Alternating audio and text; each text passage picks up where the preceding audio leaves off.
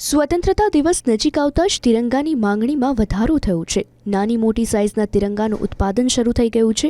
ખાસ કરીને પ્રધાનમંત્રીની હર ઘર તિરંગા પહેલને લોકો વધાવી રહ્યા છે અને સ્વતંત્રતા દિવસે ઘર પર તિરંગો લહેરાવવાના છે। ત્યારે સુરતને મોટા પ્રમાણમાં રાષ્ટ્રધ્વજ બનાવવાનો ઓર્ડર પણ મળી રહ્યો છે। ઉદ્યોગકારો માની રહ્યા છે કે આ સમયમાં સુરતના ટેક્સટાઇલ ઉદ્યોગને 100 કરોડનો વેપાર મળી શકે છે। સુરતમાં કરોડો તિરંગાનું ઉત્પાદન થઈ રહ્યું છે। નાના કદથી લઈને વિશાળ કદના તિરંગાના ઓર્ડરો મળી રહ્યા છે।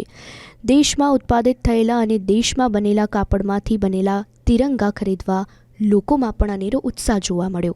अभी जैसे 15 अगस्त है तो 15 अगस्त के चलते हम लोगों के पास भारत हमारा तिरंगा झंडा का बहुत सारा प्रोग्राम आया है, जिसमें छोटे से लेके बड़े तक बहुत सारे साइजेस के हम लोग झंडे बना रहे हैं।